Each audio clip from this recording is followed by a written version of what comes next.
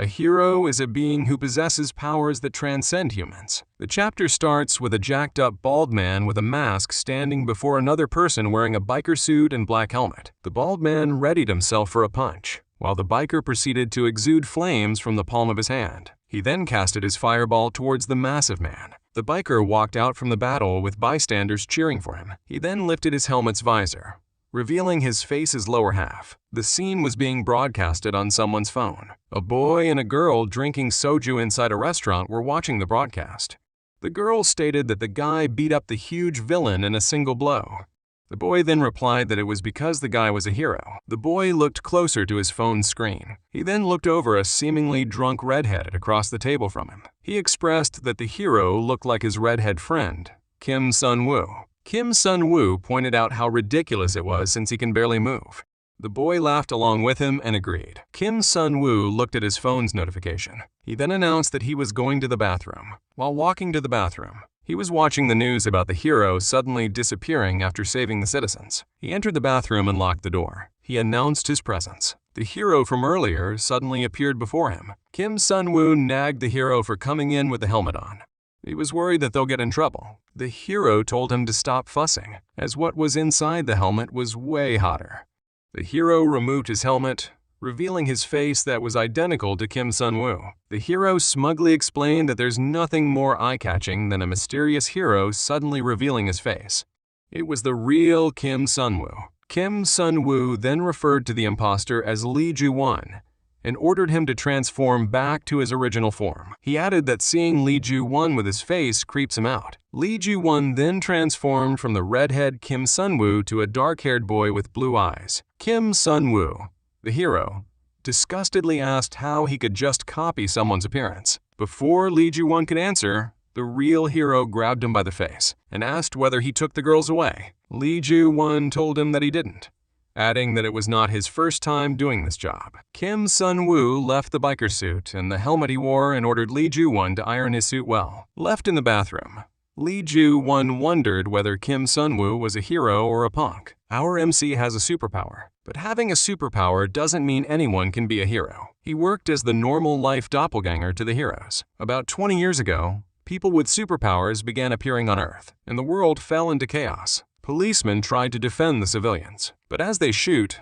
the bullets just bounced off of the villain. The police had no chance of fighting these people. Blood spattered all over the city. To bring order back to society, the government enacted a new law. Ability users who didn't follow the law and chased their own benefit became villains. The vigilant corps who stopped them became heroes. Inside the villain's headquarters, the villain union leader Nemesis made fun of the hero-villain law. Along with 6 other villains, they mocked how the police would come and stop them. He mentioned how no one really believes in heroes. When a man in a hero's suit and cape broke through the windows, the villains mocked the hero for wearing tights. The man then called out to Nemesis and stated that under the jurisdiction of the hero-villain law, he would be punished. Nemesis transformed into another form, with horns, pointed ears, sharp teeth, and long hair.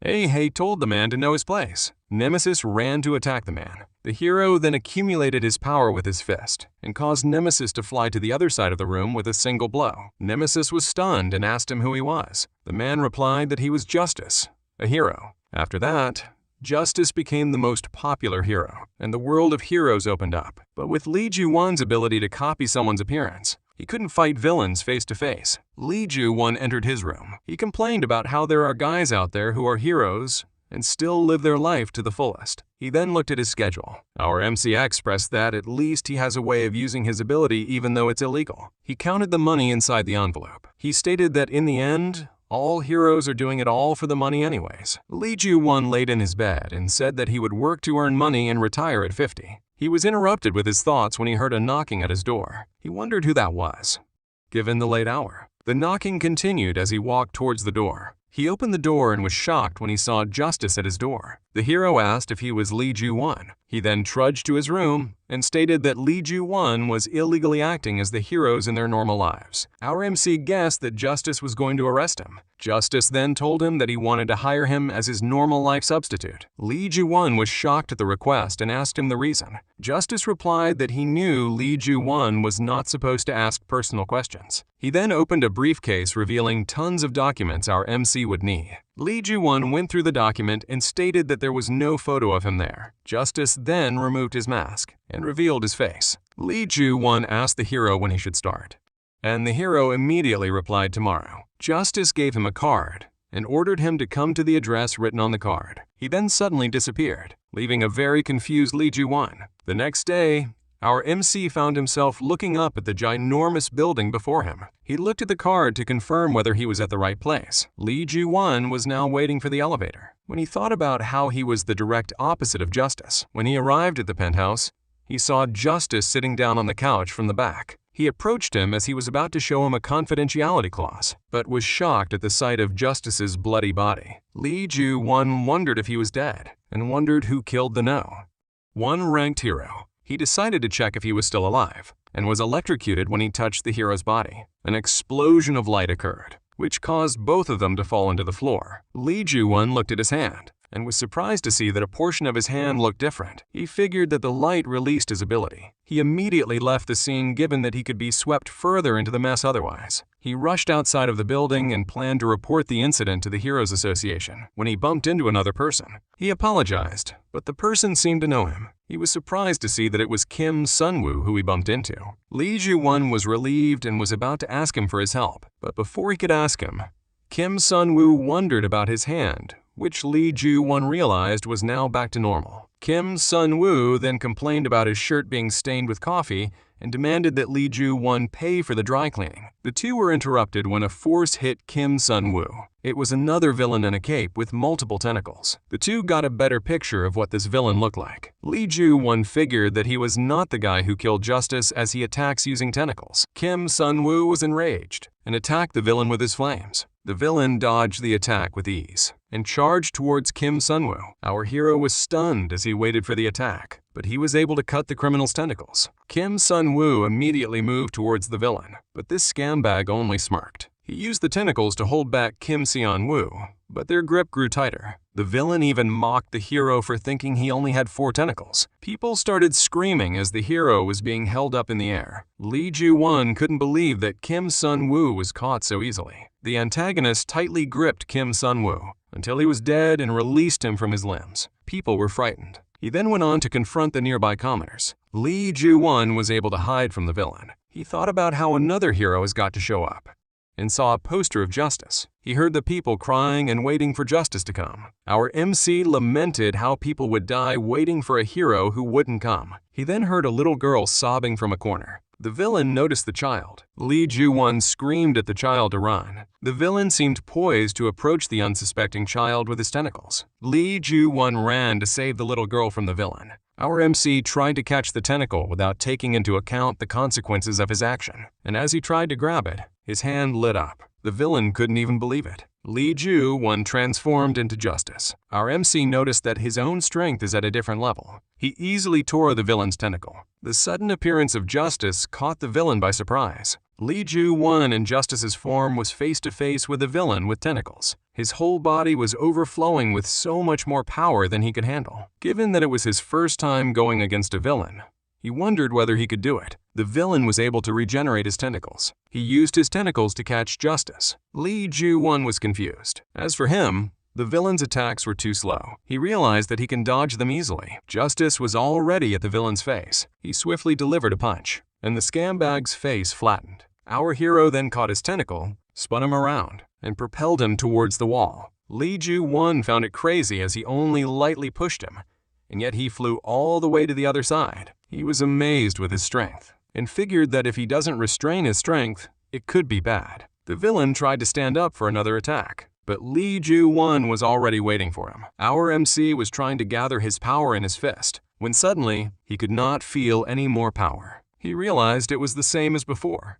He couldn't control the transformation. Our MC knew this was something bad. The villain was almost near him when he was attacked from behind. Our mighty hero was stunned, and another hero announced she came just at the right time. The attack was from a pink-haired girl. She excitedly rushed to Justice and assumed that Justice knew she was coming. She complimented Justice's hearing skills and how Justice drew the villain's attention so she could safely attack. Lee Ju-won was confused and at the same time relieved that he survived. The pink-haired was still gushing at how fast Justice arrived at the scene. At the same time, the villain woke up and was ready to attack again. The girl turned around with her eyes lit up and busted the villain with flames. She was annoyed at the villain's audacity to go against Justice. She turned back to Justice and realized that he already left. She was pouting about wanting to get an autograph when another woman with a black cloak came in. The woman ordered the pink-haired girl to help the injured people. She immediately helped an old man. Then the woman mumbled to herself, as she was not expecting Justice to be alive. She also noticed Lee Ju-won running away from the building. The woman just looked at him at a distance. Back at home, Lee Ju-won was shredding the documents he received from Justice. There were so many that his hand turned numb.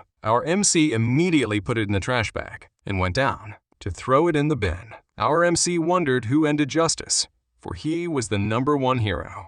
It would only mean that a certain villain was stronger than him. He then thought of not being able to transform before leaving and wondered whether someone saw him, to which someone replied that she did. He was startled and looked for the person. The voice continued that our MC must be quite thorough, given that he already shredded the evidence. Lee Ju-won was still looking for where the voice came from. The voice then told him that she was below him. He fell down, surprised, at the woman coming out from the ground. The woman with the cloak earlier emerged. A pair of dark hands also emerged from the ground and took out the documents Lee Ju-won put in the trash. It immediately ripped the bag, causing the shredded pieces to fall. The woman casted a skill that summoned the papers. Lee Ju-won was stunned, as she effortlessly restored the documents to their original form. Now she was able to clearly look at the contract. The woman asked Lee Ju-won whether he saw Justice dead. She continued that his knowing would put her in a difficult situation. The shadow attacked Lee Ju-won. Our MC was pushed. He figured that she was determined to kill him. He then transformed into Justice. He thought that if she was the one who killed Justice, he doesn't need to hold back. The woman harnessed the power of shadows to assail him. Lee Ju-won quickly understood that these couldn't be grasped as easily as the tentacles, but the attack strategy was pretty similar. He dodged the attacks and approached the woman closer, when he suddenly felt the same symptom acting up again. He was transforming all of a sudden. The shadows reached our MC. When the woman realized and stopped the attacks, she referred to Lee Ju-won as an imitation lacking originality. The woman also referred to him as uninspiring. Lee Ju-won was enraged and used his left arm to hit the ground and lifted a portion of it. Our MC used it to defend himself from her attacks. He soon noticed how swift her movements were. A shadow reached the rock and broke it into pieces. But our MC was able to take advantage of it and swiftly delivered a punch. She was able to dodge, but Lee Ju-won approached closer, almost hitting her with his punch. Suddenly, Lee Ju-won couldn't move. The woman then explained that he was now in her domain. Her shadow restrained and strangled him. Our MC was lifted into the air. Lee Ju-won could no longer breathe. The woman was just staring at him and decided to release him by just snapping her fingers. Our MC fell to the ground. Lee Ju-won wondered why she let him go. The woman then inquired whether he intended to persist in his actions. She was not talking about his doppelganger work, but rather, she asked if he would become the substitute for Justice, the hero. As she held him by his face, Lee Ju-won was speechless. The woman explained that if news of Justice's murder gets out, it's going to create large-scale panic. She needs someone who can buy her time while she figures out the situation. Lee Ju-won was confused at the request given that she was trying to kill him just earlier. He then demanded to know who she was. The woman introduced herself as Chrome, a hero under the command of Justice. Lee Ju-won was doubtful about her being a hero, so Chrome told him that he can confirm in the documents. Lee Ju-won looked over the documents and indeed found Chrome. Chrome explained that she only wanted to shut Lee Ju-won up, so she scared him a little. She continued that if he agrees with being a substitute, the compensation will be a monthly cash payment of 100 million, to which Lee Ju-won was bewildered. Lee Ju-won asked her how he can be a substitute and what happens if he gets caught. Chrome assured him that she will help him to stop that from happening. He was still unconvinced. Chrome told him that she was not going to force him, but if word gets out that Justice is dead, All the villains who've been quiet will start acting up because the most powerful hero is no longer alive. The villains will wage war against the heroes, and innocent lives will be at stake. Lee Ju-won flinched as he imagined the scenario. Chrome was right. Justice's presence guaranteed law and order, but our MC was having doubts if he could do the same. He recalled the innocent people who died and couldn't bear that thought. Chrome thought she made an unreasonable request and gave up on convincing Lee Ju-won. She just demanded him not to blabber about Justice's death. All of a sudden, our MC called out Chrome's attention as she was about to leave. Lee Ju-won told her that he was just occupied with some calculations and stated that with the nature of the work, 100 million would not be enough. Our MC came up with a decision to ask for at least 200 million as compensation. Chrome smiled and told him not to go back on his word later. 1 week later, Lee Ju-won was exhausted from reading about Justice. Our MC guessed he already memorized quite a lot of things about the late hero. Chrome was waiting outside and told him that they should go. In the car, with Chrome driving, Lee Ju-won asked why they needed to hide Justice's murder from the heroes, especially the higher authorities. Chrome answered that's how it usually should be, but that's why that can never happen. Lee Ju-won was confused. As they pull up, Chrome assured him he'll know once he sees it for himself. They arrived at the logistics delivery center. Lee Ju-won wondered why they were there. Chrome confirmed that they're at the delivery distribution center. They arrived at a door with CTV. She continued,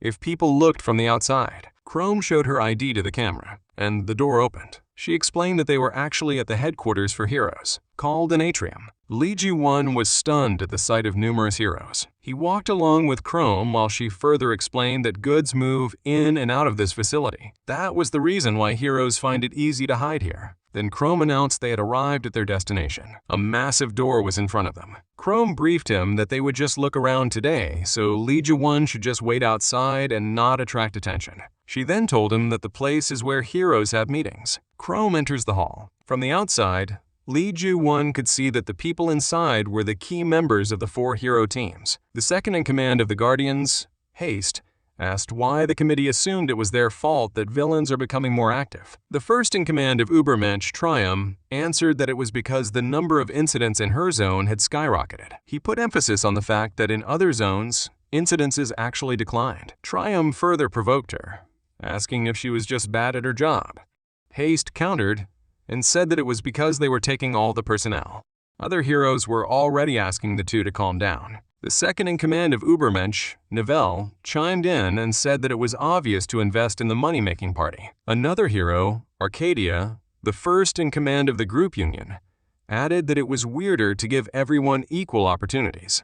C continued by saying how Haste could call herself a hero. Lee Ju-won wondered if that was really the meeting of representatives of heroes, for it looked like a disaster. The first in command of El Condor, Zeus, then asked the whereabouts of Justice. The second in command of El Condor, Pandora, pointed out that it has been a week. Nivelle stated that maybe the rumors are true, and he was dead. This enraged Haste and threatened the former. Nivelle then further provoked her, saying she's nothing without Justice. The second in command of Union, Banshee, ordered them to be quiet. She stated that they cannot ignore Justice's disappearance. She inquired if Justice had reached out to Chrome. Chrome replied that he did tell her that he'd be away for a while. Pandora accused her of lying. She shared that she had checked the penthouse and saw blood all over. Chrome was angered that she trespassed on Justice's property, but the heroes all demanded the truth from her. Chrome didn't know what to do as she cannot lie since Pandora saw the scene. All of a sudden, someone answered that it was all true. Lee Ju-won in Justice's form came to the rescue. He told them Chrome was telling the truth. Our MC gazed at Chrome and smiled. He apologized for being absent for so long. Lee Ju-won, in the form of Justice, told everyone he would explain everything. Our MC knew that he stayed still. The truth about Justice would be revealed. Now he planned to fool everyone. Earlier, Lee Ju-won noticed the chattering of all heroes. He couldn't believe that they were completely different from their media image, when suddenly, he heard the accusation against Chrome. Pandora pointed out that he saw Justice's place having blood all over it. He even heard Zeus asking Chrome if she was telling the truth. She was sweating profusely, as she didn't know what to say. Our MC heard the entire conversation. The atmosphere in the room took a wrong turn. They were now talking about Justice. Lee Ju-won knew there was no way they'd believe Chrome. That was when he entered the room and pretended to be Justice. Arcadia stated that the #1 hero seemed to be doing well. Chrome was in shock. She was worried about Lee Ju-won making a mistake, and the possibility he might blow his cover. Lee Ju-won was also worried about being in the presence of so many heroes, but he was already used to deceiving people. He recalled his nights studying justice. He copied his stride, tone of voice, and even their habitual posture. In his mind, it was all flawless. Nivelle demanded an explanation from Justice. He asked about what happened inside Justice's penthouse. In our MCA's mind, since they already know about the crime scene, he decided to tell them that there was an assassination attempt against him. The heroes couldn't believe him. Haste was in complete shock. She grumbled about why he didn't tell her about this, to which Justice answered that he had to be careful. He stated that he and Chrome had to investigate secretly. He continued that he cannot tell them more. He then addressed Pandora and confronted her about entering his penthouse. Pandora told him that she was just worried. Justice expressed that since he was forced to go public about the assassination attempt, the investigation will be even harder. Pandora, with tears reminiscent of a child, offered her apologies once more. Lee Ju-won was bothered a bit since it felt like he was scolding a child. Trium chimed in that it's hard to believe an assassination attempt against Justice. He pointed out that an incident occurred in the middle of the city and no one knew. He continued that they should confirm if it truly was an assassination attempt, or just Justice's plan. Lee Ju-won was dumbfounded that they could think that. Pandora was also enraged for Trium, insinuating Justice would lie. Lee Ju-won was about to thank Pandora for standing up for him when suddenly she stated that he was too soft-hearted. She continued that Justice was too wary of civilians. That's why villains keep getting away. She exclaimed that they should just kill all of them. Other heroes agreed with her. Lee Ju-won didn't know what to make of the scene before him. He pondered why they were at odds with one another to such an extent. Arcadia interrupted them and stated that there must be a reason for Justice telling them this. He added that they had to move on since there was the big thing for the day. All other heroes had no choice but to stay put. They all seemed to be tired, and our MC didn't know what to do anymore. On the drive back home, our MC got tired from the assembly. Chrome threw a can of soda at him. She then told Lee Ju-won that he did well aside from the sudden plot development. Our MC immediately responded that it was still better than them finding out Justice is dead. He also asked why they were so aggressive towards Justice. Chrome replied that they stopped trying to understand each other. She further explained that those who prioritize civilian safety are called the Guardians. The hardliners intent on eradicating villains are known as the Corpse Sweepers, El Condor. The supremacists who believe they're chosen heroes are the Übermensch. The chasers, who prioritize their benefit, are called the Union. Lee Ju-won realized that heroes are just like politicians. He then asked what type of hero Haste is. Chrome told him that she was second in command of the Guardians and is the most loyal to Justice. Lee Ju-won explained that when he revealed there was an assassination attempt, she acted surprised on the outside, but her expression said something else. Lee Ju-won stated that he was quite sensitive to little signs given his ability to copy appearances. Chrome was surprised by the idea. Then the car abruptly stopped. Chrome told Lee Ju-won that they have arrived at their destination. Justice's first in command then told him about the mission heroes' plan to suppress the villains. She continued by saying they would want to put an end to it now, through what they called Operation Annihilation. All hero groups under the Guardians were participating, and that was the reason why Justice would need to show up. Ju-won was baffled by Chrome's instructions. She explained that villain forces have had very few bases left, and they had planned to sweep over it today. The plan was for the Guardians, Übermensch, El Condor, and the Union to enter from all four directions. It was crucial for the plan that Justice arrived at the center of the battle, the park first. She then handed Ju-won a communication device to report to her once he had arrived at the center. But Ju-won was still in hysterics. He didn't believe that he could fight the villains all of a sudden, as well as the added burden of getting to the battle first. He called the plan impossible for him. Chrome was unfazed. She reminded him of his desire to earn 200 million won. She also put emphasis on the fact that Justice was the one-ranked hero. If Ju-won could not show his capabilities in this one-sided fight, then it wouldn't be long before his cover was blown. 200 million won wasn't cheap either. Ju-won would have to prove he was worth it. After her explanation, Ju-won had no arguments. He sighed, took the calm from her, and transformed into Justice. He continued by saying he should get a bonus for this dangerous task. Justice took a running sprint and leaped from the cliff, heading towards the battle. He was sure would not be letting go of a single penny from the 200 million. At the city battle, it was chaos all around. Heroes and villains were fighting everywhere in the streets. One of the heroes on the side used her laser vision to defeat a villain with ease. Seeing the quick fights, Justice started to believe this was a completely one-sided fight in favor of the heroes. From the comm, Chrome commented that the count of heroes deployed for the mission was too high. Justice was starting to believe there wasn't much for him to do when the pink-haired girl called out to him. He recognized her as the girl from before at the penthouse when Justice died. She was enthusiastic to greet him and expressed her disbelief at the news that somebody had tried to kill her idol. He was convinced that she was truly a fan. He was so distracted by her chatter that it seemed he didn't notice the villain heading towards them from the back. The girl saw the villain and tried to warn Justice. She also believed that it was too late, but Justice turned around and knocked the villain with a single punch. Justice reflected on his action. He was scared that the transformation might be lifted and so barely used 1/4 of his strength. Our MC guessed it was enough for these small fry villains. The pink-haired girl was speechless at what happened. A few seconds later, Justice asked for her name. She immediately replied that it was Max-Ray. Our MC then told her that he was busy now and would chat with her next time. He headed for the park and was ambushed by some villains, but Justice simply passed through them, like they weighed nothing. Another villain came towards him with fire, and so he kicked the ground to lift a slab of concrete. He punched the concrete towards the villain and immediately knocked it out. Seeing the power he had, Ju-won started to recall a memory. When his little sister had been in the hands of a villain, she had been calling for his help, but he was powerless to save her. In his mind, if he had this power before, maybe his sister Siona and the rest of his family. But he couldn't finish the thought and was woken from the trance by Chrome's voice in the comm. She reprimanded him for spacing out, but he reassured her. In our MCA's mind, he shouldn't be thinking of the past right now.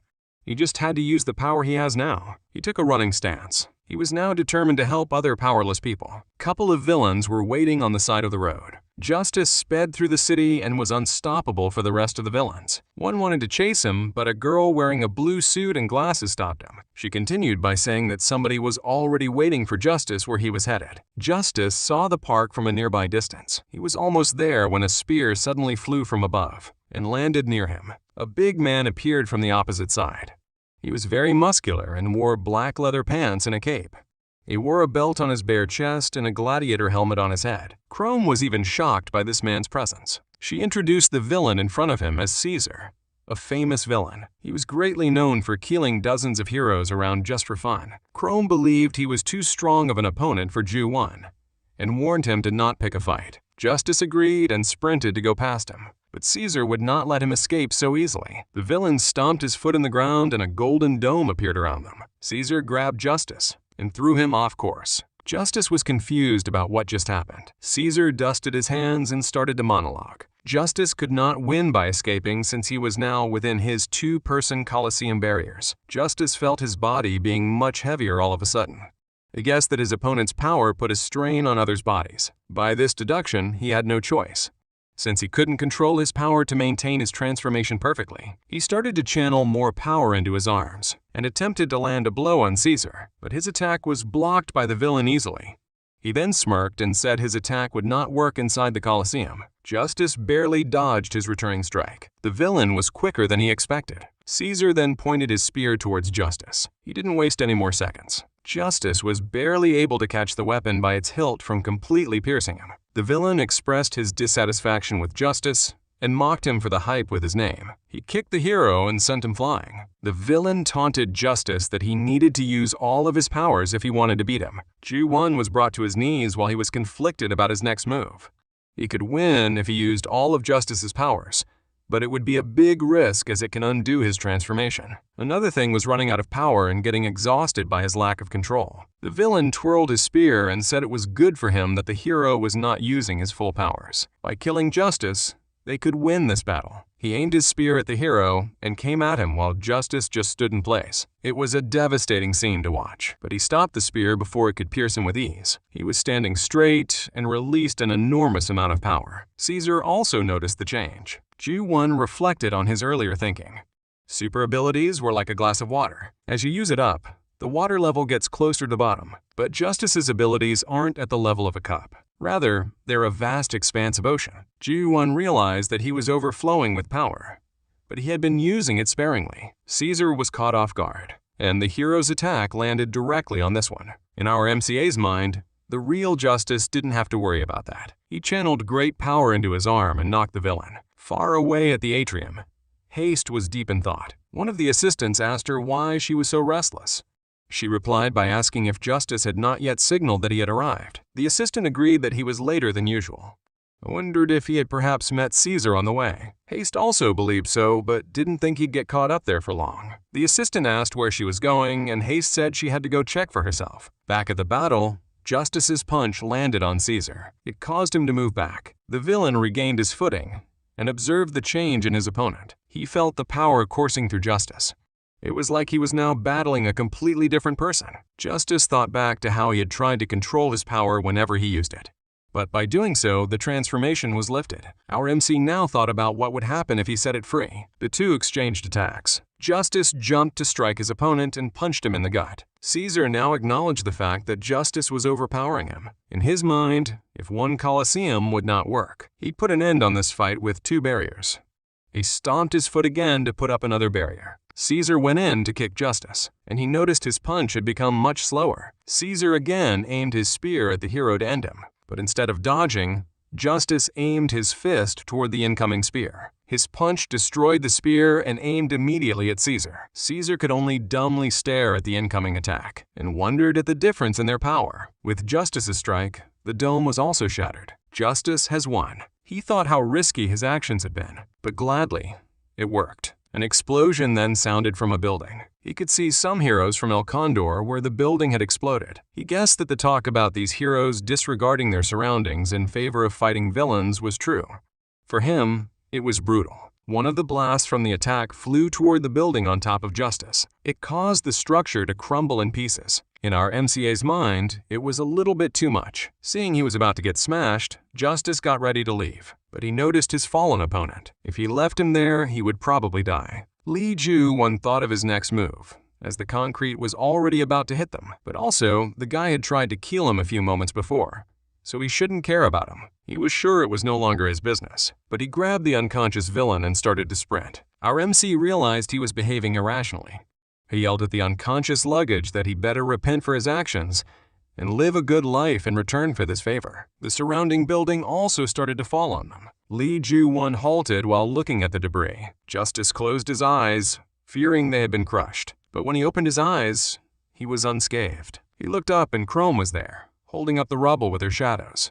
As she then stated her promise that she would support him, Chrome seemed to be annoyed. She then used the shadows to completely lift the rubble off them. Justice was relieved. He thought he would be killed for a second there, but Chrome was angry, for he helped a villain. She asked him if he was out of his mind. Justice nervously tried to explain that he couldn't just leave the guy there to die. He lifted the unconscious villain on his shoulders. He asked wasn't saving people the real Justice would do, but suddenly, the seemingly sleeping villain woke up. He pushed Justice away and took Chrome hostage. Justice was shocked by this development and called out to Chrome. Caesar shouted that he would not simply let them drag him away like this. Chrome remained calm despite the danger. "See?" she said. She then continued by saying this was what Li Ju-won would get for trying to save a villain. She added, Justice's position wasn't something he could protect with such a careless attitude. Chrome then said that Li Ju-won must not let Caesar get away, whether she lives or dies. Justice was shocked by this. She continued by saying that Caesar was the leader of all the villains there. It would be risky for Justice's current position if he got away. Caesar was angered by their mutterings and brought the knife closer to kill her. Hearing the threat, Justice said no. The three were caught in a scene. The villain smirked, thinking the hero had now understood his disadvantage. But Justice came towards him in a blur and brought him away from Chrome. Our dear first-in-command looked back. Justice tackled the villain through a wall, leaving a giant crater. The villain was finally knocked out. Ju-won then remembered the villain that had attacked his sister in the past. He wondered if all villains are just villains after all. He turned towards Chrome and said he should be the one to clean up the mess he made. Chrome sighed and said he sure knew how to talk. She reminded him that it was too late and should now send the signal. Justice dropped the villain after remembering his task. He had completely forgotten about it. He turned on his intercom to HAQ and relayed his presence at the target location. Ju-won was relieved, for he believed the mission was already complete. In his mind, it was kind of difficult to earn 200 million, and Chrome just looked at him. Also in our MCA's mind, Caesar was eccentric, but he was quite skilled as a villain. While in Chrome's mind, even if he possessed Justice's powers, He couldn't have won against the villain with his skills from last time. She wondered if his skills grew in such a short time. Chrome felt better now that she could expect more from him. Justice knelt by the fallen villain and wondered if he was pretending to be unconscious again. He, however, seemed to not be breathing. Unbeknownst to them, somebody had been observing from atop a nearby building. Haste looked down at the pair with a stoic face. She received a call that Justice had just sent the signal. She responded that she had seen it for herself, though it took some time to secure a proper view.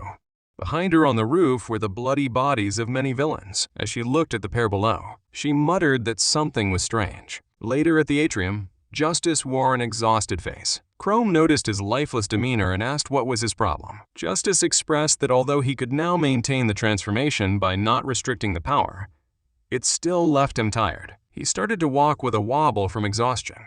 Our MC knew he had to find another method, but Chrome told him that she thought he was amazing for using Justice's powers as is. She smiled up at the hero to compliment him. Lee Jo-won blushed at her sudden niceness. Chrome then changed the subject and asked if he had done it. Justice thought about that and recalled the experience earlier at the villain base. He wondered if by touching a dead ability user he could again absorb their powers, like what had happened with Justice. But when he touched the dead body, it was a different sensation. He felt pain in his head.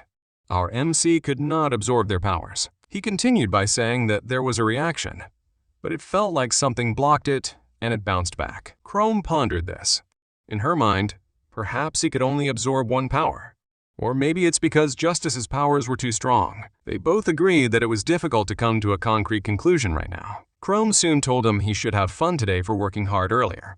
Lee Jo-won asked if there was a party or something. Chrome chuckled, opened the atrium door, and said of course. As he looked inside, our MC was speechless. Inside the giant ballroom were hundreds of heroes drinking and celebrating. Some of the heroes saw Justice enter and greeted him enthusiastically. They praised his earlier actions of beating Caesar. One of the heroes bumped shoulders with the top hero and joked about being jobless now that there were barely any villains left. Jo-won was amazed by all their faith in Justice. In his mind, what will he do about it? He took one of the offered beer glasses and chugged it merrily. The surrounding heroes cheered for him. Outside the ballroom were the leaders of Ubermensch. Nivelle scoffed at the Guardian heroes being so hyped inside. He called them clowns being so puffed up and asked his companion what they were going to do about this. Trium paused and replied that the Guardian heroes would not be so happy afterward. Nivelle asked if he had a plan. Trium continued to walk away from the party. He then stated that rather than calling it a plan, he simply foresaw their smiles going away on their own. The next day at Justice's building, Jo-won woke up from his alarm. He complained about having a headache that felt like his head was splitting apart. He was still incredibly hungover from drinking last night. The drinking capacity of his fellow heroes was no joke. He shook off the pain and took a look at his surroundings. The penthouse was incredibly large with 2 floors. It has multiple rooms and is ornately furnished. The ceilings were so tall and even a giant chandelier in the living room. He was amazed by Justice's extravagant penthouse. He wondered if this was normal for the no-one-ranked hero. He then paused and suddenly thought of something. He whipped out the deceased hero's phone and took a look at his bank account. It had 2 million won. Jo-won could faint in happiness. In his mind, he was already successful, but his giddiness was short-lived when he saw a chair in the corner. The chair where he found the no-one hero sitting dead before. He knew this act of his wouldn't end with just him receiving the money. The hero had been assassinated and they still didn't know how he died. Chrome had come by the other day to give him the covertly done autopsy report. According to it, there were no outside traces. Also, there was no poisoning that happened to be the suspected cause of death. The only thing they learned was that the hero had used his powers before his death. They had no clue about what happened that day. Jo-won was snapped out of his thoughts by the door opening. He thought it was Chrome and talked out loud about the autopsy report. But when he looked at the door, it was Haste entering. He jumped to take cover behind the couch before she could see him. Jo-won started to panic. In our MCA's mind, what was Haste doing here acting so normal? Haste called out for the hero and looked behind the couch. She found Justice on the floor doing one-handed push-ups. He replied that he was simply warming up. Haste was impressed and praised the hero for training the next day after a party. Justice brushed off her praise and asked what she was doing coming over without notice, as he hid the autopsy report under the chair. Haste angrily reminded him of his recent assassination attempt. She said it wasn't the first time, and he needed to talk about this with someone. Jo-won analyzed her words. Perhaps that was the reason for her lack of surprise at the last meeting. It wouldn't be shocking if there had been constant attempts, as she said. A few seconds later, Haste put her body against Justice. She looked up at him and blushingly said he was mean for not telling her anything. Ju-won was shocked at what was going on. She again spoke in that coquettish voice and reminded him that he had agreed to call her by her name, Yeonwoo, when they were alone. Ju-won was in a panic. He now wondered if these two were in some sort of relationship. The two were in a close and personal stance. There was barely any space between them. Ju-won came to the shocking conclusion that Haste was Justice's girlfriend, but he still had his doubts since that information was not included in Justice's given file to him. Haste started to question his silence. Justice made the quick decision to call her by her name and reasoned that he hadn't gotten used to it yet. She accepted his explanation and gave a smile. She then cutely pouted at him for calling her by her hero name. She continued to distract him while unsheathing her sword. When he had his guard down, she gave him a murderous glare and swung her sword at him. The attack nicked our MCA's face, for he was caught off guard. Haste's demeanor had changed. She gave him a cold look and said she had almost thought he was the real Justice. Ju-won looked behind him at the couch where she had attacked. The couch had been sliced clean into half. Haste then threatened to slice an arm or two before questioning him. Ju-won then recalled who Haste was. She was the vice captain of the Guardians led by Justice. This woman continued to attack our MC, cutting up everything she could see just to reach Lee Ju-won. Our MC was able to escape this dumb bee. As he recalled, Haste's ability was Super Speed aka Speedster. She was cutting everything like tofu.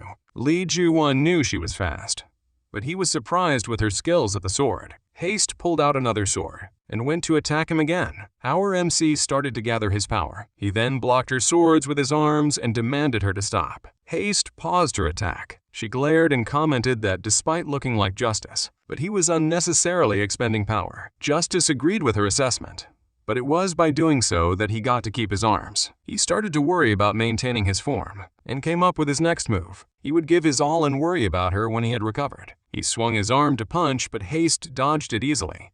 Our MC ended up punching the floor. Haste looked down at him in disdain. She now understood that he had won against Caesar using brute force. She seemingly teleported behind him and stated that his strength was useless if it wasn't compatible with him. Haste cat Lee Ju-won in his side. Our MC started bleeding. She recommends that he stop using his strength half-wittedly to block her attacks. Haste knew she could slash him right away whichever she wanted. She also asked him to stay still so it won't hurt that much.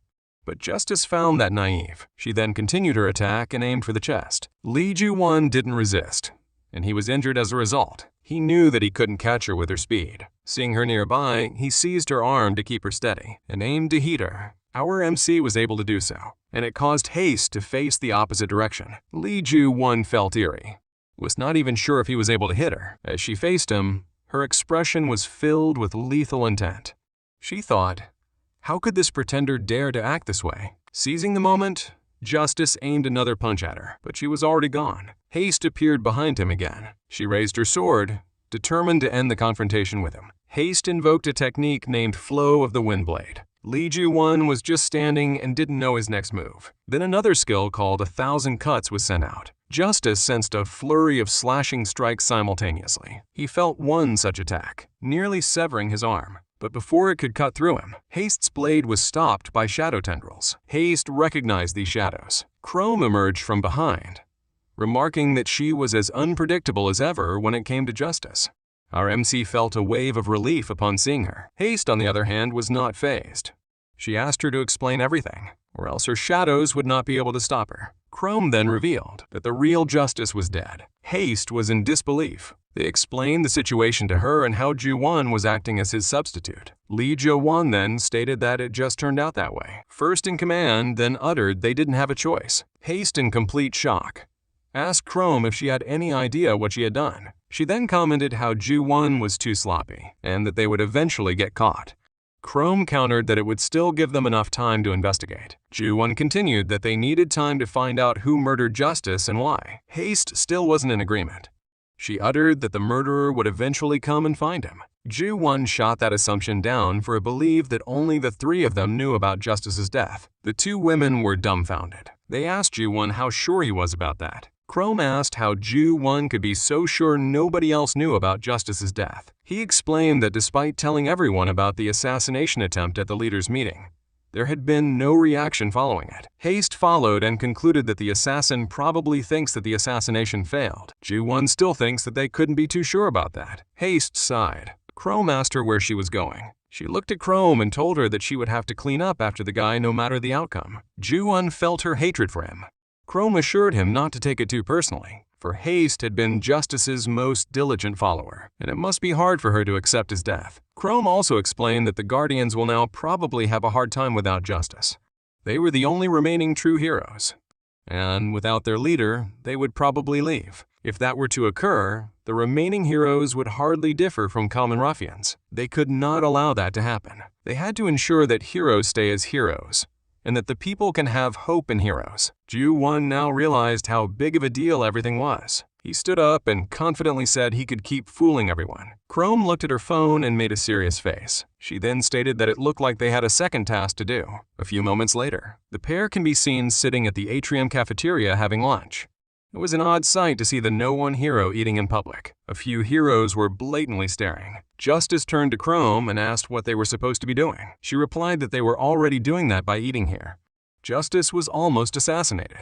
They needed to show that he was good now. He understood that but complained about the amount of food he had to eat. Chrome said he had to get used to it, especially with today's hero. Our MC asked what she meant by that. She pointed to her side. It was a group of heroes touring the building. New heroes were recruited every 3 months and was considered the biggest event for Atrium. They would also be deciding which of the 4 groups they would join. It was sort of similar to club recruitment as freshmen, but on a bigger scale. Justice questioned what he had to do. He hoped he wouldn't be fighting again soon. Chrome stood up from her seat. She uttered she would just explain it when they got there. Chrome brought him to an enormous arena in the atrium. The arena stands were also starting to fill up with heroes. Chrome advised Justice to recover from his astonishment. He apologized but expressed his surprise with the scale of the event. Justice then once again asked what he had to do. Chrome turned around and told him to do nothing. She continued by saying, "The most skilled person doesn't need to show anyone anything after all." His duty was to sit in the center looking serious. Lee Ju-won commented that it was more boring than he expected. He then looked around and saw the designated places for the 4 groups. The 2 leaders for each group sat in the front with the rest of the members behind them. It was also noticeable that there were significantly more members in Übermensch in the Union. Lee Ju-won stated, Chrome replied that Guardian was kinda weak when it came to numbers. She then continued by saying that those who had powers naturally wanted to profit from them. She stopped speaking when she saw Haste make her way toward them from the stands. Haste took a seat beside Justice. He greeted her, but she replied coldly that she was only there to play along. She crossed her arms and said she still didn't like him. Ju-won was also irritated by this. He thought to himself that it wasn't like he wanted this. Justice's death wasn't his fault, so she had no reason to be so hostile. His thoughts were interrupted by the signal of the match starting. On the stage were 2 heroes. One was from Guardian and the other from Übermensch. The hero from Guardian channeled his power to his arm, where rocks started to manifest. He reared it back, aiming to punch his opponent, but his attack was dodged. And the other participant counterattacked with energy forming in his hand as well. The Übermensch hero's palm was charged with electricity, which he used to throw back his opponent. It was a hit, but the Guardian hero shook off the effects of the attack, saying his opponent had spice to him. The other hero simply smirked and gathered more energy. He leaped into the air, moving towards the Guardian hero. Watching the 2 from his seat, Justice asked why they were fighting. Chrome exasperatedly repeated it was for the oat. They were promoting themselves to attract groups. Justice lit up and called it a friendly match, but Chrome looked at the battle seriously. She commented that it would be a stretch to call it a friendly match. On the stage, the Übermensch hero had his adversary face down, immobilized. He was simultaneously administering an electric shock to him. Lee Ju-won stood up to stop them but was stopped by Chrome. He was stunned. Lee Ju-won asked if he was just supposed to watch this open harassment. Chrome replied that it was a regular competition and is also a power battle between different factions. She then continued that the hero from Übermensch was not doing anything illegal, and even the real Justice did not have any grounds to stop him. Lee Ju-won gritted and watched. The Übermensch hero taunted his opponent to raise his arm and surrender before it got crushed, but the hero continued to press his arm into the ground, not letting the fallen hero go. The Guardian hero made a sound of pain, but his holders showed no mercy. The Ubermensch hero raised his other arm intending to crush the other hero's arm, but was stopped. The spectators were shocked and Chrome covered her eyes in exasperation. Ju-won had a flashback again of his younger sister.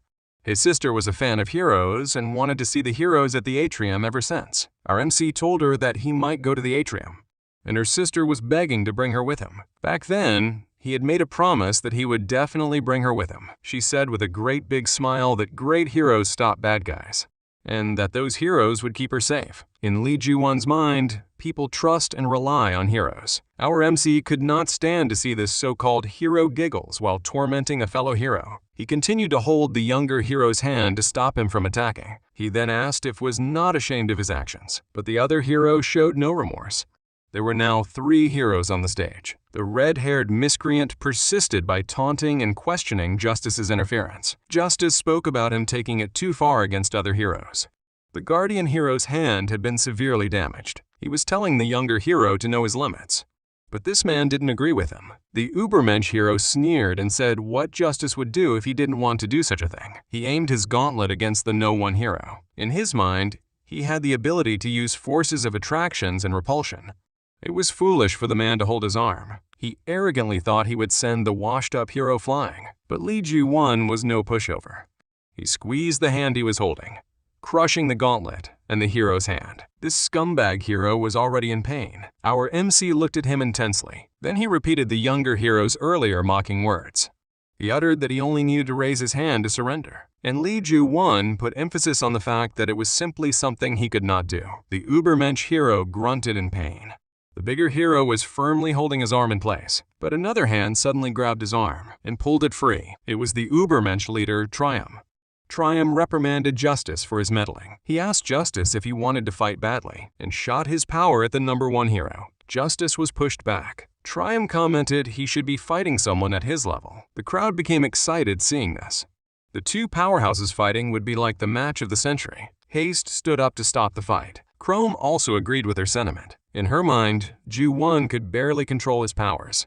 He could only release a lot of power. And the fact was, Trium was the worst opponent for him. Justice tried to defuse the situation, but Trium disagreed. He uttered his dignity would be tarnished if he stepped down now that Justice had come forward. Lee Ju-won started to sweat from his insistence. He then gathered up his energy and leaped toward the Ubermensch leader. Trium blocked his attack and was surprisingly undamaged. He then tried to tell Justice that it seemed like there was something he didn't understand. Lee Ju-won suddenly felt like his strength was leaving his body. Trium channeled his power to his fist and instantly punched Justice. Lee Ju-won was able to block it by crossing his arms, but felt a tingling sensation. He made repeated attempts to land punches on Trium once more, but each time, Trium remained unharmed. Trium blew Justice back again with his power. Seeing the situation, Justice was sure now. Trium was indeed attacking him with his power. The Ubermensch leader commented that it was very unlikely for the #1 hero to fight like this, and referred to him as pitiable. He once again channeled both his and Justice powers to attack the hero. The audience saw this and wondered how Trium was overpowering Justice. Chrome, however, knew the answer. It was because Trium's ability was absorption. Trium has the ability to assimilate various forms of attacks and subsequently utilize them for his own purposes. No matter how hard Lee Ju-won hits him, he'll only get a counterattack equally as strong. He was basically redirecting Justice's own powers against him. Chrome worried if this continued, then it would be a one-sided defeat. Trium continued to taunt Justice, which also got the crowd talking. Justice could now only defend himself, and the audience noticed. Our MC started to worry as other heroes started talking about it. He had been too reckless and should have followed Chrome's orders to do nothing. A few moments later, Trium launched himself toward Justice. In our MCA's mind, if these people could act like heroes just because they had powers, then he would stop them using his own strength.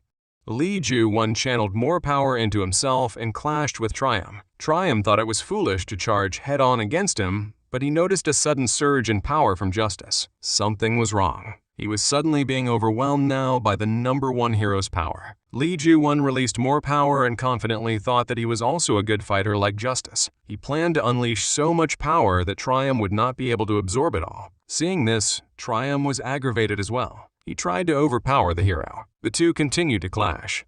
It was definitely a sight. The impact of their attacks generated powerful gusts that forcefully pushed against the spectators. Chrome tried to shield herself using her arms against the strong energy.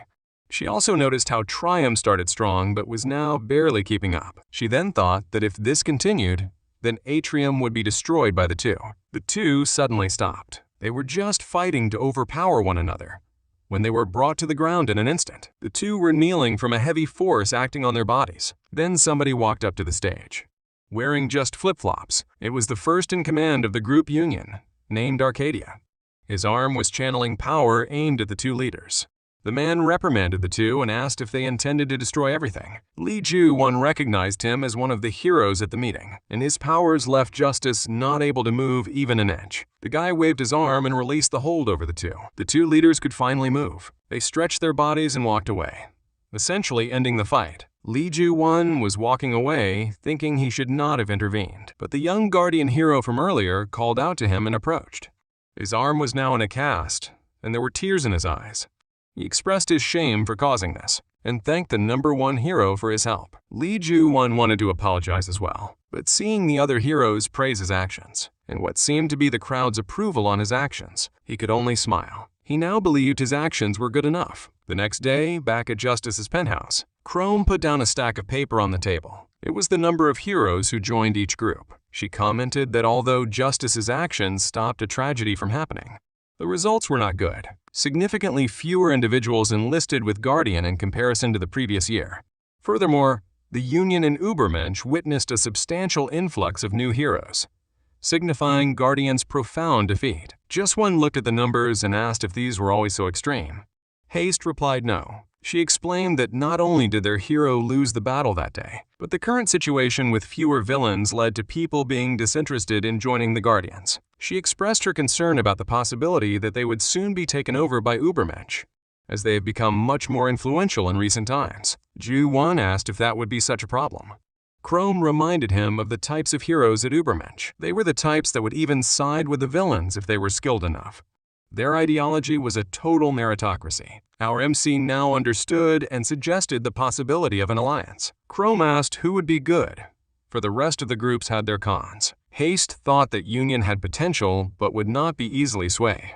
Chrome added it would only happen if they had somebody on the inside. Ju-won liked this idea, as it would be easy to look for someone. He then started to type something on his phone. Chrome was flabbergasted but finally understood what Ju-won was planning. He showed the two his phone. Lo and behold, it was going to be him. Our MC showed them computation and uttered he would serve them for the price of one justice. Somewhere in the city later that night, there was a pool party happening. Loud music was blaring.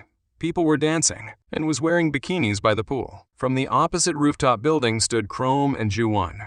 Hallie asked what they were doing here. She explained that this party was being thrown by one of the higher-ranked members of the Union. Unlike other groups, Union based their ranking on popularity. She showed him a photo of an orange-haired guy around two girls partying.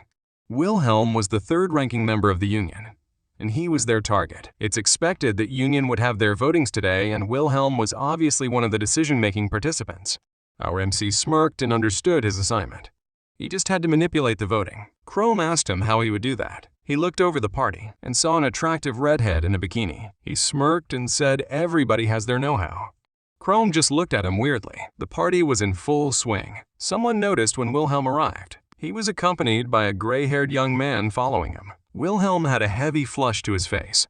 He had obviously been drinking. He took the mic from the DJ on the stage and gave a passionate speech for heroes to party. Everybody laughed. They then cheered for him. Wilhelm waved the crowd goodbye. When his partner remarked that he might have indulged a tad excessively, Wilhelm brushed his words off and suddenly mocked the man's stuffy outfit.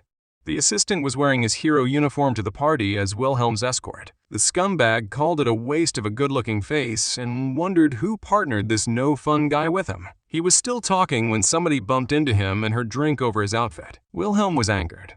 He was about to shout at the person for ruining his outfit, but stopped when he saw her. She was a beautiful redhead in a skimpy bikini. The girl apologized. She had been drinking too much and offered to wipe the drink off his clothes. Wilhelm's anger disappeared and he assured her that it was okay, but the girl was insistent and said she wanted to wipe it off him in a flirting manner.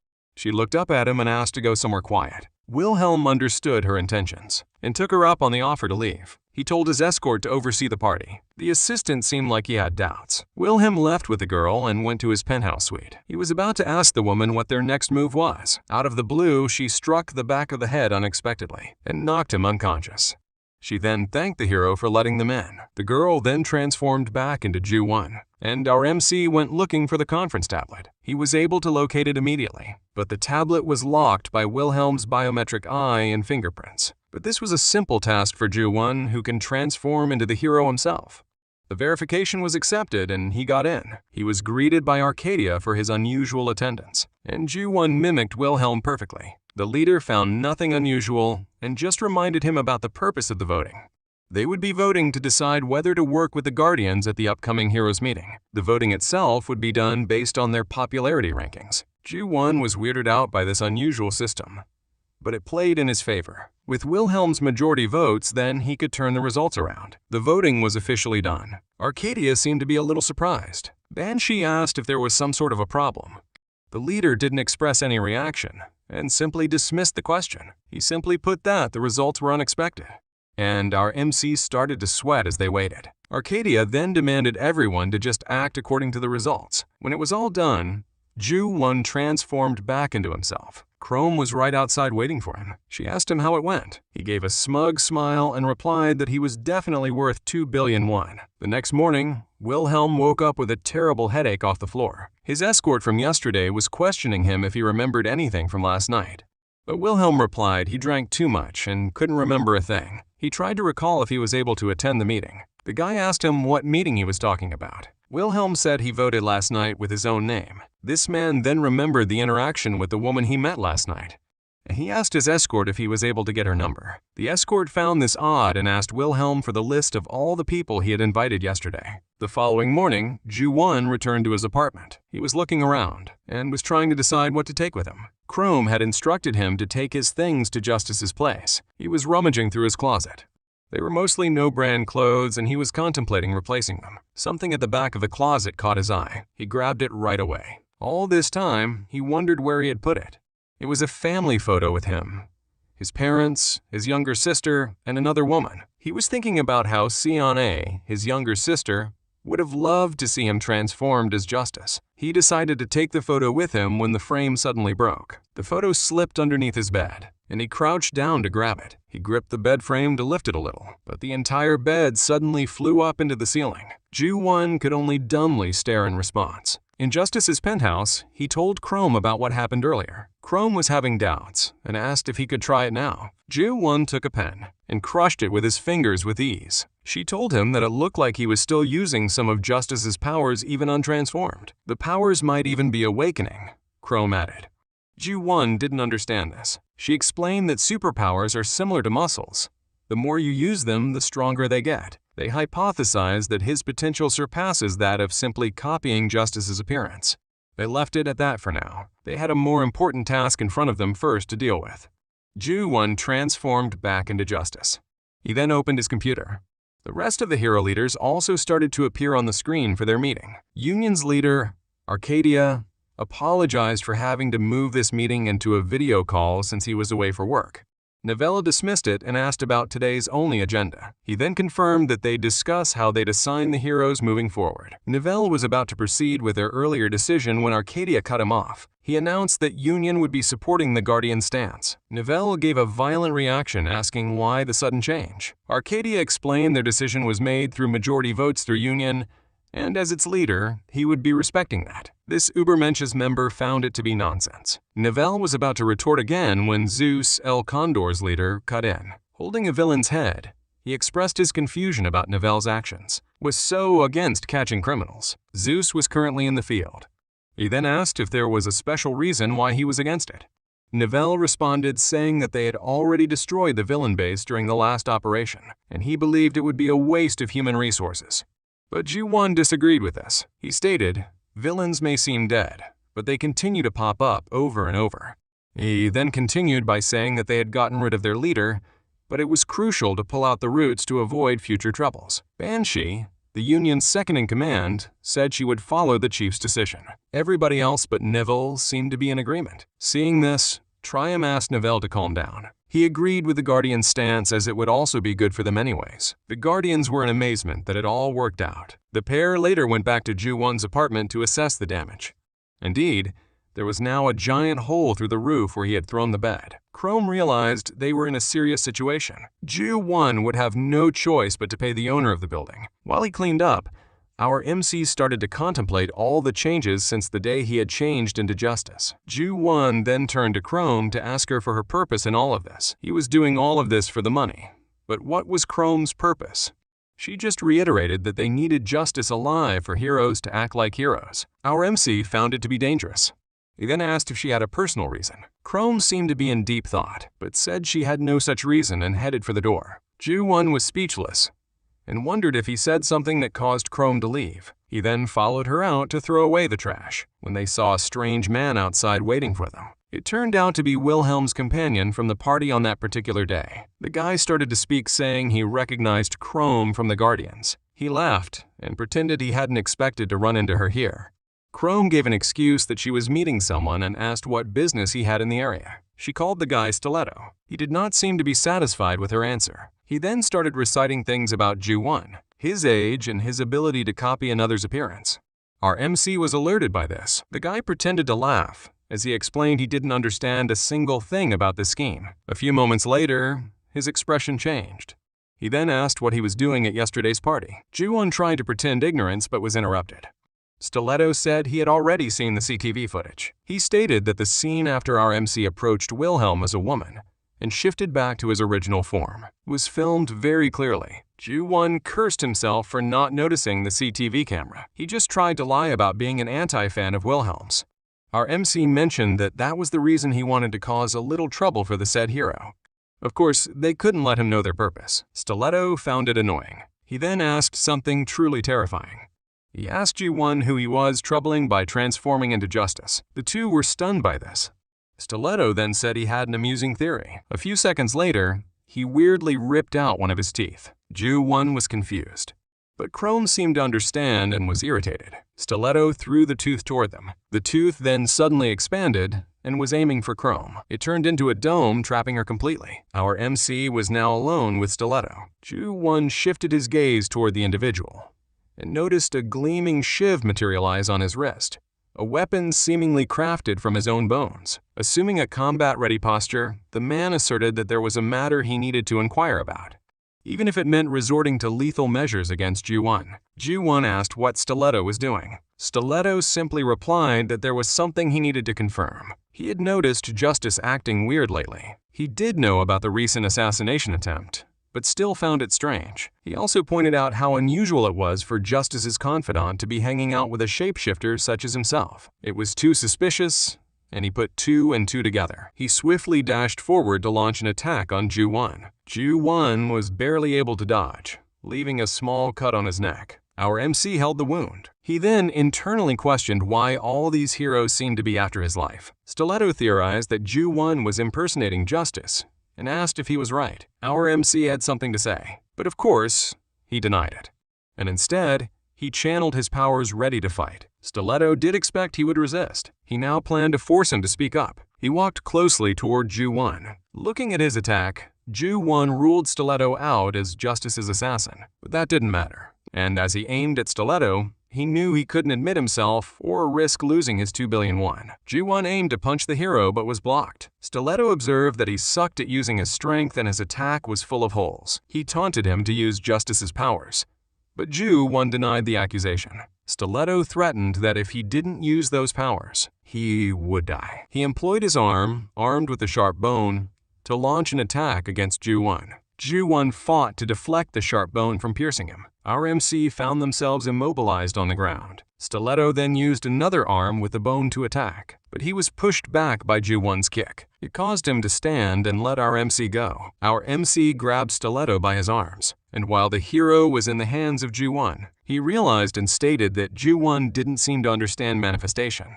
Our MC asked what he was talking about. He then explained that manifestation results from the body's desire for strength. It covets the majesty to lead others. He then continued by saying that powers are related to such desires of humans. He could not believe that Ju-won was wielding power without such basic knowledge. He felt that the power was a waste in his hands. He also praised him for restraining his arms. But his arms weren't the only place where his bones could come out, Stiletto added. Curved bones extended from his elbows, aiming to impale Ju-won. Ju-won had to release his arms and instead tackled him in the torso. He brought him towards a wall. Stiletto was not able to prepare himself from the attack. Our MC held his head and attempted to deliver a kick to his face. However, Ju-won felt a sharp pain in his knees from the impact. It caused our MC to stagger back.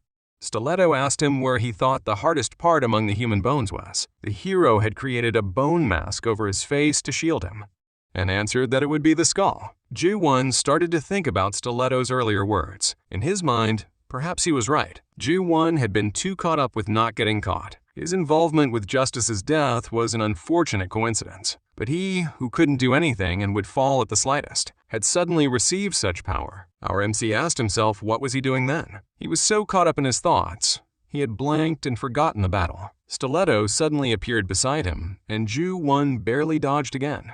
Ju-won recognized that although his body had gotten stronger, winning would be impossible right now. He channeled a small amount of power and aimed for Stiletto. The hero repeated that his scheme wouldn't be enough, but Ju-won just smiled and said he wasn't aiming for him. Shadows suddenly sprouted and captured Stiletto. The earlier punch had set Chrome free from her confinement.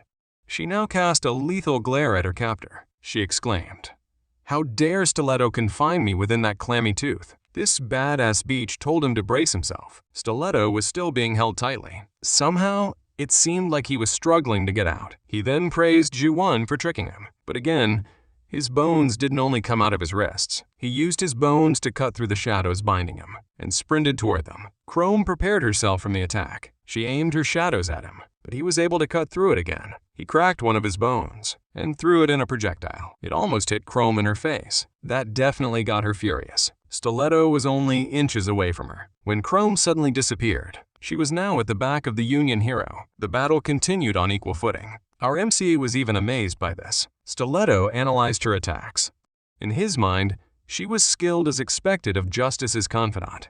And he also noticed that she attacks from the shadows when she's far, and instantly puts distance between them if she gets too close. Stiletto then took out 2 more teeth and threw them toward her. Chrome was staring at the weapon as they expanded. She would not let herself fall for it twice. Chrome used her shadows to block the teeth, but she lost sight of her opponent. And as she looked back, Stiletto was already behind her, ready to attack. She used her shadows at the last minute to shield herself, but was hit with his knee. Stiletto jumped to attack again as Chrome fell down. She again used her shadows to attack him, but he was able to block the attack by manifesting bones in his ribs to protect him. That attack gave Chrome an idea. She put up her arms to summon more shadows and aimed towards Stiletto. It was her pet predator. The shadows almost casted the entire place. A giant face made of shadows morphed, aiming to bite the hero. There was a huge impact. The attack caused some rubble and smoke, but the Union hero was able to escape at the right time. He came out of the smoke ready to attack Chrome from behind. Ju-won tried to warn her, but she was calm. She concluded that they were now the same based on how the bone went. Behind Stiletto was a giant shadow ready to pierce him at any moment. They were now at a draw. She urged him to stop the charade already and called his attack a bluff. Ju-won was confused once more. Chrome explained her observation when he threw the tooth at her earlier. He had thrown it crookedly at her head. Stiletto was not aiming for her head. Chrome wanted to know what he was plotting. Stiletto calmly said he had a guess. He mentioned that even though it was reported the assassination attempt had failed, Justice must have indeed been assassinated. He had guessed correctly. He then pulled out a USB drive containing the video of Ju-won shapeshifting into Justice. If it was revealed, then Justice's substitute would be exposed right away, Stiletto added. But then he suddenly destroyed the evidence in front of them. Our MCA was surprised. Stiletto then threw the drive to the ground and proceeded to stomp on it. He believed that siding with these guys would not be such a bad idea. Stiletto even remarked that they shared more similarities than they had realized. Chrome asked what he meant. He then unveiled his revelation. Despite his affiliation with the Union, he was also a spy, a covert operative from El Condor. The two were dumbfounded. Stiletto elaborated that there existed a current imbalance of power among the 4 factions. The Union and Übermensch seemed more preoccupied with self-serving motives than with the objective of defeating villains. He had infiltrated the Union to create a commotion from the inside. Stiletto assured the two that he required trustworthy allies to carry out the plan and wouldn't betray them. Our MC appeared to grasp the implication behind his words. The El Condor spy then replied affirmatively. Their strategy involved infiltrating the Union and completely overturning the situation. Chrome asked if what Stiletto broke was the only copy of the evidence against Ju-1. For her, he could definitely have a backup. The spy of El Condor responded that it would be up to Chrome to trust him or not. Stiletto even praised our MCA's power. He then said that if the two won't team up with him, then they had no choice but compete with him, and he was certain that the two would lose. Chrome was impressed with his confidence, and Stiletto responded that he had the skills to match it. Ju-1, however, wanted to clarify if he understood the situation. He then declared that if Stiletto would team up with them, he would now be part of their mission to find Justice's killer. Stiletto confirmed, and he had no problem killing the person who murdered Justice. He was definitely on board. In our MCA's mind, it actually made sense, since El Condor members hate villains. A few seconds later, Stiletto asked them if they were with him or against him. The two looked at each other and asked about his plan. Stiletto smiled upon hearing this. The next day, our MCA's name was being confirmed by a guard. Ju-1 entered the Union as a new hero recruit. He had spent a lot of effort creating a fake ID to get into the headquarters, and he had been let through. He took a look around with the other heroes in the building. They were all wearing casual clothes and did not look at all ready for combat. In his mind, it was a different atmosphere from Guardian. A voice behind him responded that it was because Union was a commercial group, and as such, did not have a dress code. As he turned around, Ju-1 saw Chrome. She was wearing a casual outfit with white off-shoulder top and denim jeans as opposed to her usual black robes. She asked why he was staring, and he bluntly replied that she was beautiful. Chrome blushed at this and screamed what nonsense he was spewing. I tried explaining that it was just different from her usual dark vibes and chuckled. Chrome was embarrassed and stomped away, urging him to follow. Ju-1 wondered about the fact that she was mad even after complimenting her. In a nearby corner, there was a crowd of people taking selfies with a young-looking girl. Ju-1 recognized her as Yum Yum, a popular online food streamer. She was insanely popular, and he had heard she was debuting as a hero. Chrome commented that heroes usually join Union with commercial motives. Their conversation was cut when Stiletto appeared nearby calling for them. Chrome acknowledged that this wasn't a bad plan. In her mind, if they gained popularity, then they could exercise the voting right at Union. It didn't matter how much experience or skills a hero had. It was all about how much attention one can get. However, there was a flaw in their plans. Chrome was well known in Guardian. It would be hard for her to get popular in Union. Stiletto smiled reassuringly that there was a way for everything. Inside a classroom, there was a lecture about the connection between power and manifestation. The speaker explained that based on manifestation, you could use the same power in a variety of ways. One such example that comes to mind was Stiletto's creativity controlling bones. But sometimes manifestation goes wrong, he added. This usually occurs when powers are first manifested. The person with the power almost always loses control over it, which results in a crazy, violent rage. They lose their intelligence, but gain enormous power. It was the job of heroes to periodically crack down on them. The speaker made an offer. If anybody was interested, then he could get them special on-the-job training for it. For the listeners, it looked like the best way to die in vain. As expected by the professor, nobody wanted to take on such a dangerous task. But before he could move on, somebody in the back raised their hands. It was Ju-1, and he wanted to have his group volunteer. The professor was shocked. Other heroes even mocked him for not asking his groupmates. He looked at Stiletto, who was beside him, and asked if he was sure about this. The El Condor spy assured him that with him having Justice's powers, it would be easy. Ju-1 thought about something from earlier. He had asked Chrome to take him to Justice's training zone. She asked him why he wanted to come here. He explained that it was about the differences in power. When he had fought against Caesar, he had simply swung as he pleased. With Triumph, he would have also lost if the fight went on longer. He knew Stiletto had been right to say he was wasting the power aimlessly. On the back of his mind, his motive until now had always been about earning money. And as he looked at his hand, he recalled something from his past.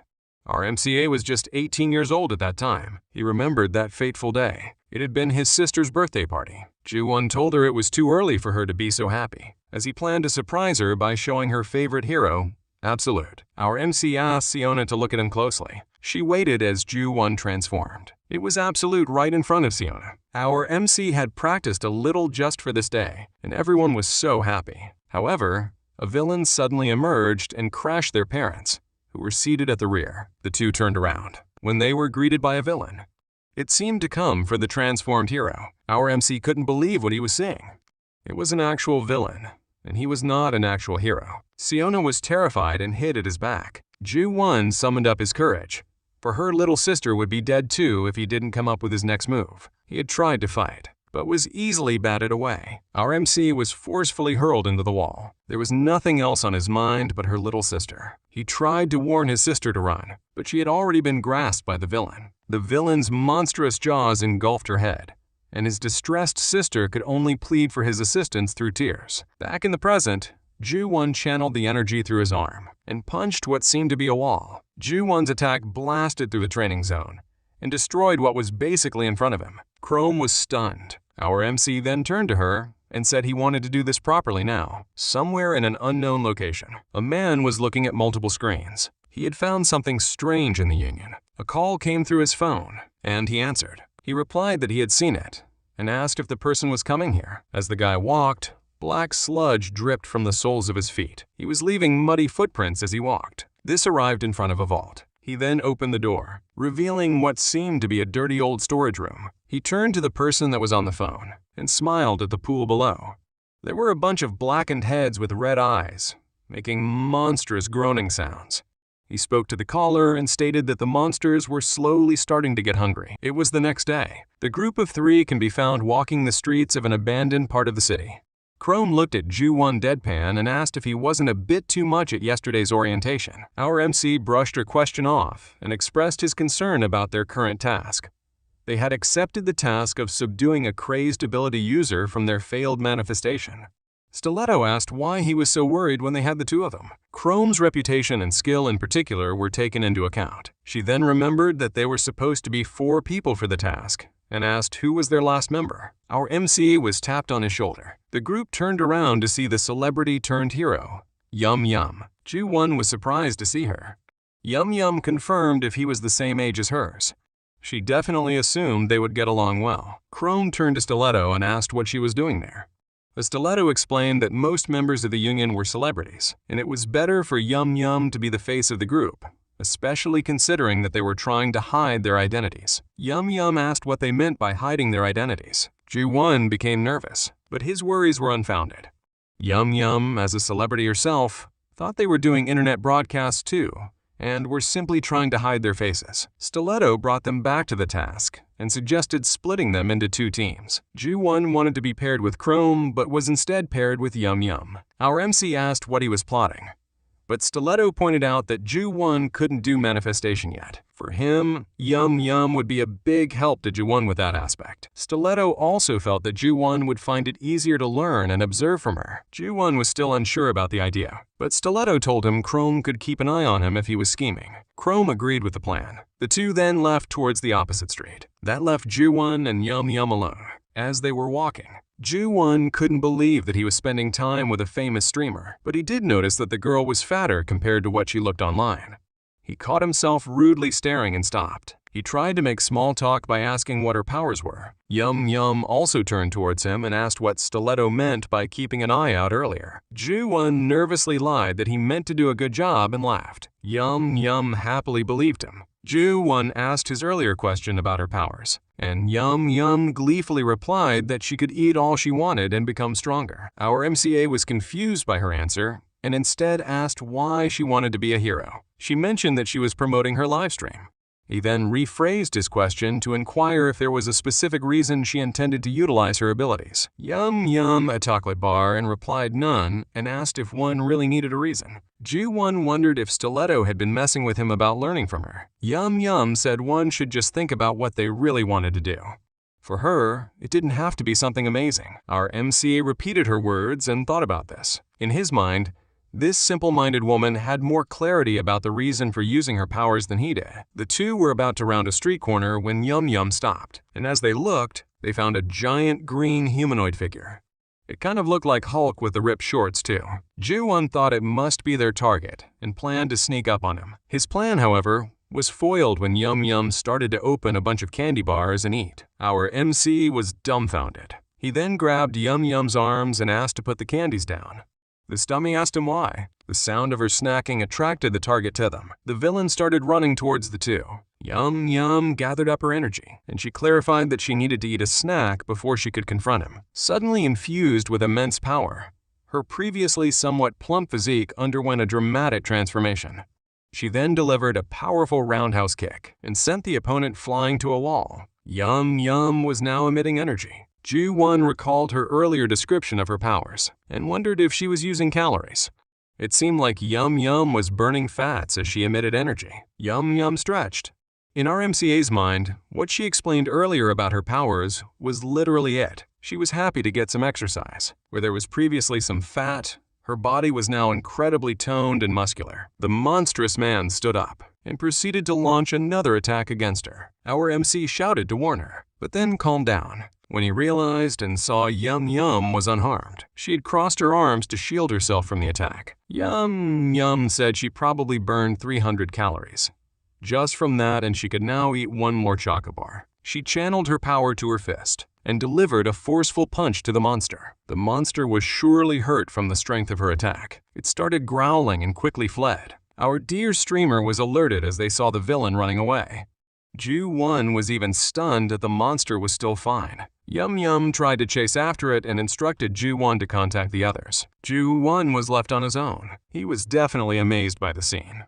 He then took out his phone to call the others. What seemed to be like mud was approaching behind him, and before he could dial, something took away his phone. It began to undergo a transformation into a human form. Holding his phone in front of him was a man covered in gray muck. The man said he couldn't call his friends now, and heated Ju-won's phone in the process. Our MC hadn't been told that there would be another person here.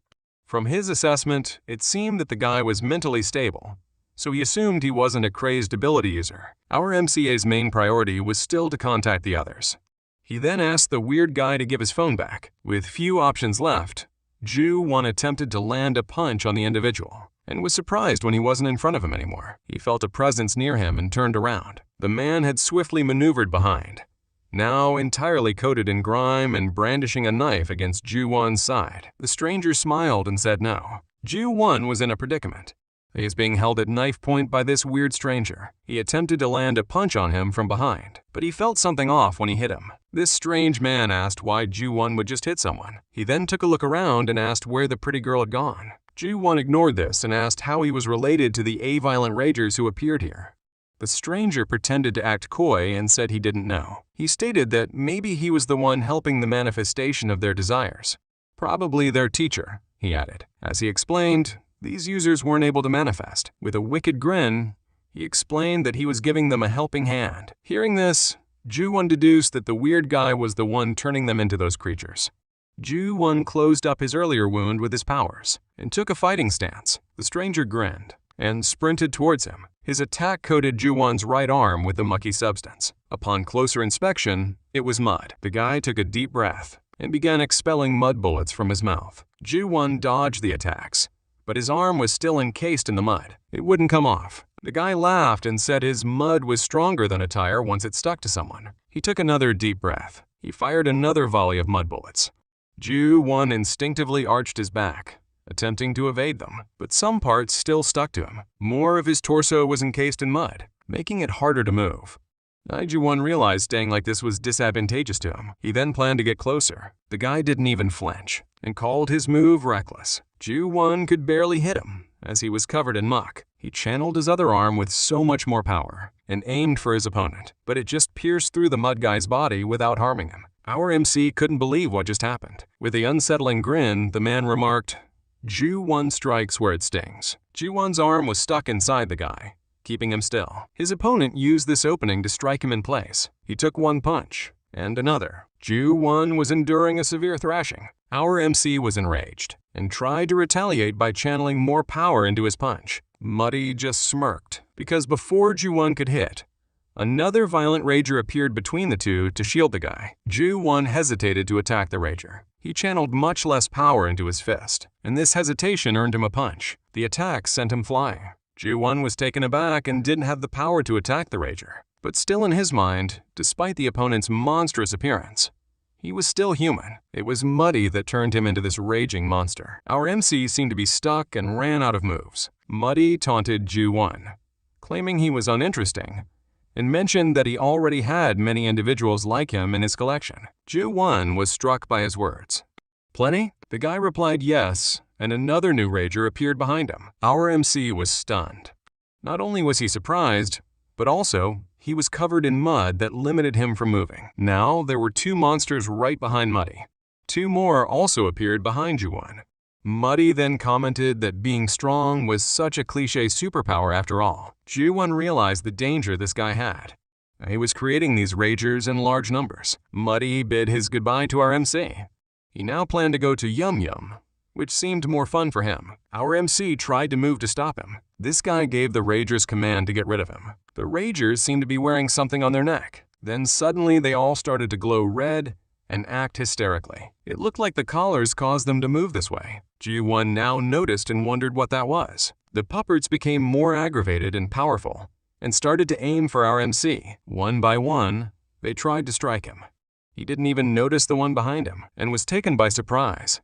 The hero could barely dodge these dangerous blows. He tried to evade an attack from the ragers and thought of Yum Yum's condition. In his mind, she may not have any idea about these monsters. Two other monsters were aiming for him. They attack one at a time. The enraged were now delivering successive strikes to him. Ju-won was at a disadvantage and took a beating from them all. One rager tried to deliver a strong punch, but his fist was stopped by our MC. At last, he seemed to be in control. The rager got confused. Our MC was now able to move. Ju-won gave a smirk as he held one of the monster's fists. He emitted lots of power into his fist and aimed for this bald man. In his mind, it was now time to go his partner Yum Yum. The bald blue monster took a huge blow from our hero and was thrown in an instant.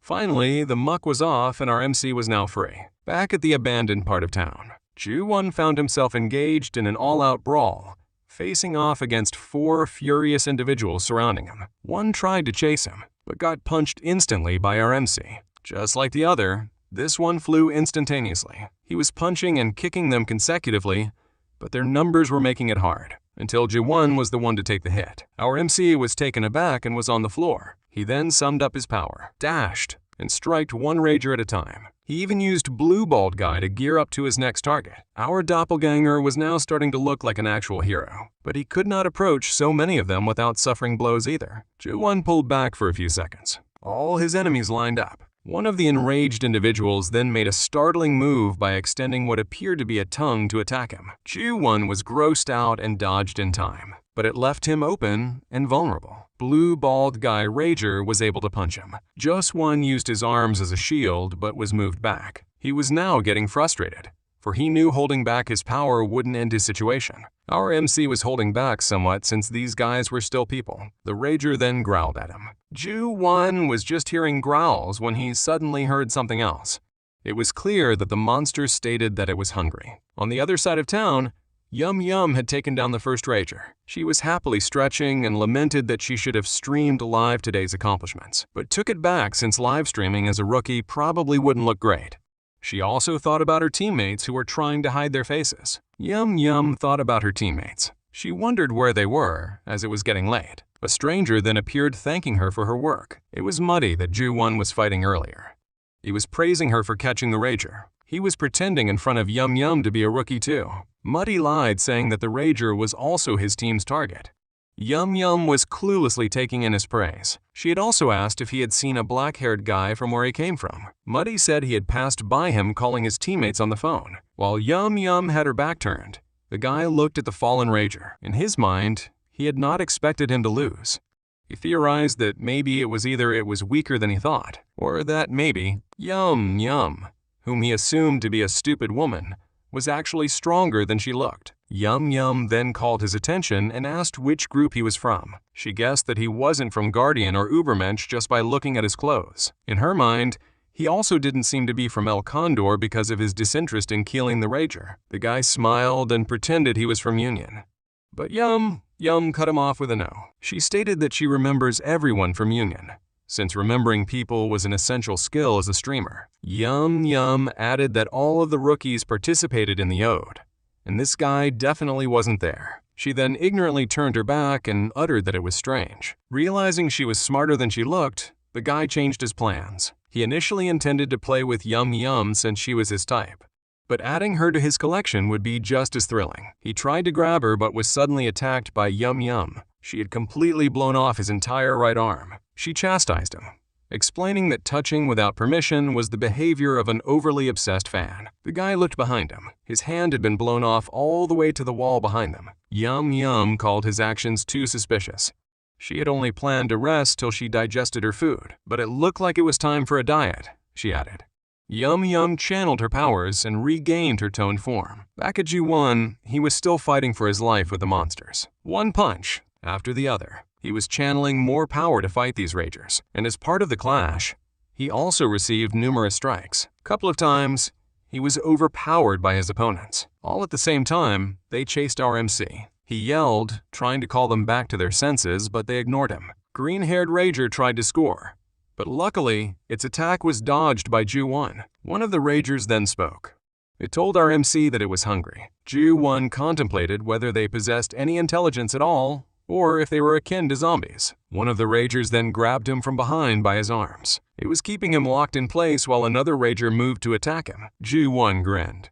It seemed like they weren't unintelligent after all. Blue Bald paused for a while. It seemed like he already understood what was going to happen next. Ju-1 then channeled a greater burst of power that took the monsters aback. One of the Ragers was alarmed. Our MC then stated that he wanted to test out a new technique outside of training. In his mind, he wanted to use it in a real fight anyway. He just didn't want to show Muddy his skill. Ju-1 now seemed to completely use Justice's power without transforming into him. Now he could fight without hiding back. Ju-1 had unleashed his new technique. The enraged individuals attempted to assail him, but they were weak against his new strength. Our MC was able to stop an attacking Rager with a single hand. This Rager got seriously hurt. Just1 then commented that it was still impressively powerful, just as he had anticipated. With his one hand, he gripped it by the shoulder. Our MC knew that he wouldn't lose in a strength battle with these folks. It was evident that the Rager regretted his decision on attacking Ju-1. The hero then threw King Kong towards the other Rager, sending these ones colliding into a wall like a set of bowling pins. Our MC admitted that his training earlier was worth it, and as he looked at the Ragers, Ju-1 recalled his earlier conversation with Chrome. He had asked her if the violent Ragers could turn back into humans. In his mind, since they were humans originally, there could be a chance for them to go back to their original forms. Stiletto heard the question and answered that those guys are just monsters now. He explained that there hasn't been a single case found of a violent Rager turning back into a human. They were no different from villains that crush and kill, he added. Stiletto advised our MC to kill them without hesitation. He put emphasis on the fact that they wouldn't go easy on him, just like what he did with Ju-1. At present, Ju-1 feels sympathy for these guys. They not only had been turned into monsters, but were also being used by the Muddy guy earlier. He was determined to end it quickly for them. With Yum Yum, she was currently facing Muddy. He had mentioned Ju-1 earlier, so she asked if he had done anything to him. The Mud guy shrugged. I replied that perhaps he had been eaten by the monsters, and he excitedly said that Yum Yum's powers were much more interesting and eccentric. Now, this guy said he now wanted to take her with him. He tried to negotiate that if she came with him quietly, then she would not turn into an ugly state like the rest. Yum Yum had the urge to block him upon hearing that. In her thoughts, she wished for a real-life block button to deal with people like him. Then she uttered, she didn't want to hear such nonsense anymore. Muddy immediately covered himself in mud and went to attack her. He leaped into the air in a different form. Yum Yum tried to strike back, but he was able to transform himself into mud. The guy had completely transformed into a muddy blob again. Yum Yum was able to recognize what material he was using. Muddy confirmed what it was. He swiftly launched an attack on our streamer, taunting her if she could even utter a sound anymore. Yum Yum responded yes and geared up to jump. She sprung extremely high to escape. As he inhaled, Muddy asked if going far would even help her. He then casted Mud Skill from his mouth. Yum Yum cheekily replied yes. She was licking her finger, as if she just ate something up in the air. Yum Yum then raised her hands to create a giant sphere of energy. She immediately threw the sphere down towards her opponent. Muddy was shocked at how much power she was emitting. There was a huge impact. The area was completely damaged. He quickly ran away to dodge and commented that it was some firepower, and wondered if it could work long distance as well. Muddy assessed, however, that with such force, she must be using a lot of energy and would not be able to use it constantly. He was proven wrong because Yum Yum kept eating lots of candy bars. She continued to shoot huge fireballs at him. The guy was starting to panic. Muddy knew that he would die at this rate before she ran out of chocolate bars. He decided to change his strategy. He raised himself high with a wall of mud in front of Yum Yum. As she aimed toward him, she found this obvious attack odd and wondered if he was scheming. Yum Yum suddenly found herself unable to move. The floor was changed into mud, and she had been caught like a bug. As she was stuck, the guy grinned. He then uttered the word manifestation. A giant whirlwind storm of mud started to encircle Yum Yum. He casted a skill called Mudstorm. The mud was starting to heavily cling to her body. Yum Yum realized her predicament. She knew she needed to escape quickly, but the villain covered her hands in mud to prevent her from doing so. This pest was smiling already, for he knew he had her. Yum Yum didn't find a way to escape. She was quickly completely covered in mud not long after. Muddy then walked towards Yum Yum. She only had her left eye uncovered. The guy slowly returned to his human state and approached her trapped form. He explained that as the fight goes on, his mud would pop out in the surroundings like a trap. He called her cute, even if she was smeared in all of his mud. As he extended his arm to touch the streamer, this inappropriate individual declared that he still desired Yum Yum exclusively for himself, but he had no clue. Our hero, Ju-won, appeared and delivered a powerful punch to this son of a bee. Muddy was thrown into the ground. Our MC angrily told him not to touch his comrade. Of course, just like me, I can only say bad words at this point. Muddy was irritated to see Ju-won. He reminded him that he had already lost to him earlier and should have just run away. He asked why he would come back. Ju-won replied that he didn't know, but he looked determined instead of coward. He uttered that he had planned how he would rough up this guy on his way here. Back at Guardians, Haste was making her way towards the training room. She was also thinking about Ju-won and Chrome. They had informed her of their plans to infiltrate the Union, but didn't know if they were doing well. She arrived at the entrance to the training zone, only to encounter a maintenance worker obstructing the door. She asked what the problem was. The guy responded that she probably wouldn't be able to train at the grounds today. Haste looked irritated hearing this. The maintenance man said that Justice probably used the zone and tried to explain its state. But Haste went in herself before he could finish talking. She angrily wondered what Ju-won had done now. Her angry thoughts were suddenly stopped upon seeing the state of the zone. The walls were cracked and the floors were obliterated. The place lay in ruins.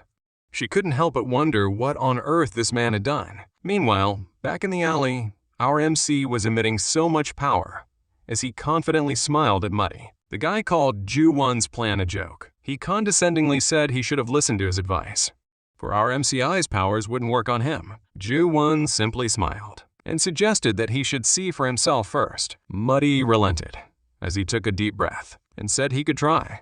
He filled his mouth with mud and spat it like a bullet. Ju-won dug his fingers into the ground and lifted the slab like a shield for the attack. Muddy smirked and praised his creativity instead of dodging. He then transformed into a muddy blob again and launched himself to attack Ju-won. Initially, our MC was ambushed from behind. Now, different strikes came from different angles. He lunged forward until Ju-won's torso was completely enveloped in mud. Muddy creepily smiled and asked what his plan was. He even remarked on our MCA's seemingly foolish stance of just standing there. Muddy then jokingly asked what was different from last time then. As Ju-won closed his fist, our MC channeled his power and lifted his arms. He was able to free himself from the mud. Muddy was intrigued now. Ju-won was again completely radiating power. A glimpse of justice showed right in his eye. Our MC was determined to show this man what he was capable of. A few moments later, in a peaceful alley, there was a bang. It turned out that Muddy had been hurled through a building, causing its walls to crumble. This perv was now on the ground. Ju-won appeared from the rubble and aimed for him. Muddy tried to shoot multiple mud bullets before our hero could reach him. Our MC tried to block it with his arms. Nothing seemed to happen. Muddy realized, as he panicked, that the mud was no longer clinging to Ju-won. Instead, it just flies off of him. As he assessed the situation, he guessed that our MC was just hiding his powers in their first encounter. Ju-won aimed to deliver another punch to him, but Muddy confidently thought that simple strength wouldn't work on him anyway. He just stood there to take the blow cockily, but he was wrong. Ju-won's arm did not go through like before. The punch destroyed his mud form and sent it all flying into pieces. Muddy couldn't believe it, as his head flew into the air. Even the road got destroyed from Ju-won's strength. Mud was now scattered all over the scene. This perv's head formed on the floor and was in pain. He tried to regenerate and go back into his form, but Ju-won managed to catch him and delivered another punch to his head. He found himself pondering how this individual could be so formidable and attempted to break free. Muddy was again turned into bits. Ju-won realized that he was regenerating again and again. He smirked and challenged who would win. The inappropriate individual was furious because the mud had gone beyond his area of control. He was aware that persisting in this war of attrition would ultimately lead to his demise. He had one last resort. Muddy uttered manifestation and casted his skill Mudstorm. Our MC was now surrounded by a cyclone of mud. The guy asked if he could try punching his way through this now. Ju-won was surprised that he could summon this much mud. The guy mocked Ju-won for being cocky with just a bit of strength. Muddy's new strategy involved submerging in mud. Our MCA was now encased with the tornado mud, but he was unfazed. He channeled his newfound power to his arm and punched the ground. The resulting pressure and wind stopped the storm and sent everything flying away. A huge crater had formed from the impact. Muddy was again turned into pieces. He could only wonder how Ju-won was a rookie hero. He was then in extreme panic and needed to escape. However, our hero was already on the scene, intercepting his move, and referred to him as a piece of sheet. This perv paused. He then started to maniacally laugh. Muddy was left with no choice but to surrender. He even stated that our MCA couldn't do anything other than throw him away. Ju-won could hit him for 100 days straight and it would be no use, he added. Our hero smiled and asked if that was right. He started to think about his training. In his mind, even when he was in Justice's form or his real form, he couldn't use his 100, and as he moved, he realized that even now he couldn't control all that strength, but he could use it for one instant. Ju-won recalled something a martial artist said on the internet once, and that was that one doesn't always need their full strength. What a person needed to do was focus on their target in the moment they needed it. As Ju-won channeled his power, the martial artist continued to say that it was as if it's an explosion. Our MCA did just that and channeled all his power into one punch aimed at Muddy. He uttered the word manifestation and casted a skill called Magnum. The punch was extremely powerful, destroying the villain and the street in the process. Ju-won then voiced that throwing him away was already good enough for him. That's all we have for today. Thank you for supporting this series. It will be a while before we could upload the next part. We're now caught up with the latest chapter. See you guys. Please like and subscribe.